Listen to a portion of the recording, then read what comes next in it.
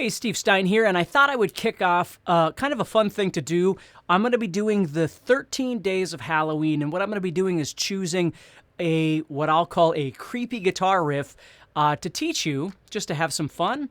And, the parameters that I thought about with this are that the songs I'll be doing are going to have a creepy sounding riff. Okay, it's not that the song in its entirety is creepy or something, because I'm not dealing with, lyrics or something like that. So what I'm doing is I'm just choosing songs where the actual guitar riff is kind of creepy sounding. So the first one I'm going to do, one of my favorite songs, which is Welcome to My Nightmare by Alice Cooper. So what I'm going to do is break down a little bit of what's happening here and let you have some fun with this. So the first thing we've got here is this little slide that's moving from 7 to 0. And what I did quite a bit of research on this, watching Dick Wagner play it, who was the original guitar player, and then listened to the song a lot, trying to kind of get a feel for what I think the parts really are, and how Dick Wagner says he played it as well. So the first guitar part we've got here, we're doing that little slide from 7 to 0. And then we're going to do a hammer-on from 0 to 2 and a hammer-on from 0 to 2 on the 5th and 4th strings. Then we're going back to the E. And then what Dick Wagner says he played was this chord, which is just pressing on the 2nd fret of the 5th string and the 2nd fret of the 1st string. Okay, so you've got...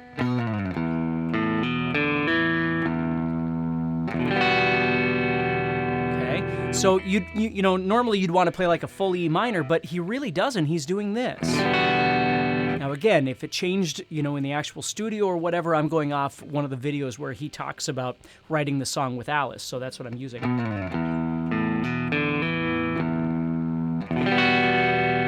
then you go back and do it again.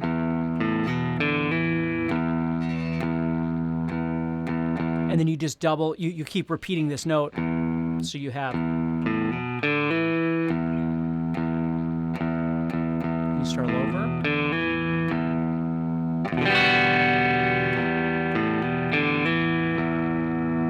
Okay. Now it sounds nice if you let all the notes ring out and all that sort of thing, but again, that's entirely up to you. Then you move up and do this really cool sounding chord here. Okay, which is like there's really a bunch of open strings, and then you're playing the 7th fret of the 2nd string and the 9th fret of the 4th string. And then what I do is I deaden out the 5th string with the tip of my 3rd finger, the top, I should say not so much the tip, but kind of the top of my 3rd finger there. I deaden out that 5th string only because it sounded too bizarre with both those notes in there. So I deadened out the 5th string. So I'm playing 0, 7, 0, 9, and then I'm deadening the 5th string, and then 0. Okay, then we start this little melody, and what you're doing there is you're playing 9, 9, 8, 7. 9 on the 4th, 9 on the 3rd, and then 8 and 7 on the 2nd. Okay? Then you move down and you're going to play 7, 7, 7, 5. Okay? But when you listen to the actual recording of Welcome to My Nightmare, you hear it go, and that note actually stays there. So what I did in the original little video that you just saw, I recorded 2 different guitar parts of the same thing. And I'm going to talk about the second guitar part a little bit as soon as I finish this first one here, and you can see what just the subtle differences are. So in this particular guitar part, we've got, that whole thing, and then we're moving up and doing this, and then we're moving to this, and then we're playing 7 7 7 5, and then we hit, and then this again.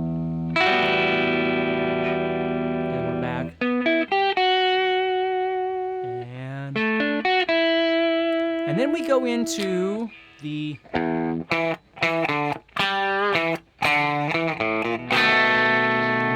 now what's happening there is we're just doing an E minor pentatonic style blues riff. We're going... So 7 to 5 on the 5th string, with that 0 in front of it. 5, 7, so there we're going to a 5 on the 4th string, back to the 7 of the 5th string. Okay, so that's your whole little riff there. Then you're going to drop down and do 0, 1, 2, head into that B. And when you get to the B, you're going to play this as a B sharp 7. So when you come off this, so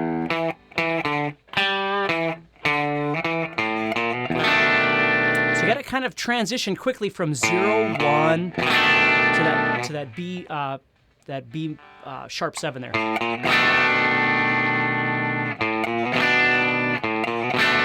It's kind of a quick little movement like that, okay? So that's what guitar 1 is doing.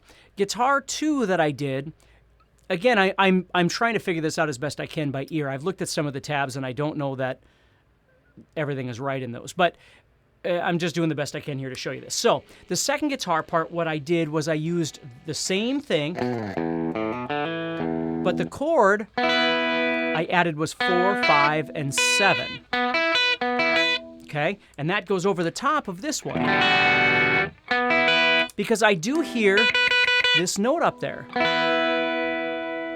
So when you combine those together, it sounds kind of right to me. Okay, now, that everything's exactly the same. So you're going to go from the... Now here's what I was talking about, is in this second guitar part that I did, I went... And I just stayed on that 7 instead of going... Because again, if you listen to the actual song, it sounds like it stays there. So I split the difference and I did one guitar part where it goes, and I did one guitar part where it goes, and I think it actually kind of sounds pretty decent. Okay, so those are the guitar parts. Otherwise, they're the exact same thing. Then we move into the bass part. Not that you really need the bass part, but I thought it'd be fun to show you since I have my drop pedal hooked up anyway. So I'll put this on and get this kind of bassy sound. Okay, so the bass is just doing bass notes of E. That's all it's doing in the beginning, and then what happens is when the other part gets to the that thing, the bass part is doing something like this. So it's doing 12. I'm playing it up here. I'm playing 12, 14 on the 5th string, and then 14, 12 on the 4th string. And then it goes 12, 14, 12, 11. And then just bass notes. So that's all that's happening underneath this little melody line. You've got 2, 3, 4, 1, 2, 2, 3, 4, 1, 2, and then you just go back again. And then the end riff, it's the same thing. So again, not that you might have a bass or a drop pedal or anything like that, but if you do, it's kind of fun to play. So that is the first song of our 13 creepy riffs for the 13 days of Halloween. And I want to remind you, please, if you like these kind of lessons, check out the IGPA. It's really important. The IGPA is a really important guitar community that guitarzoom has got, where we've got all kinds of really fun lessons of all sorts of different kinds. And when you join, you get a bunch of different, guitar courses for free and all these different things. And I just want to remind you how important it is. I'm really proud of it, and I think it'd be fun if you checked it out. So please click on the link and go check out IGPA, see what you think of it, see if it's for you, and And watch again because I'm going to have another video coming your way, okay?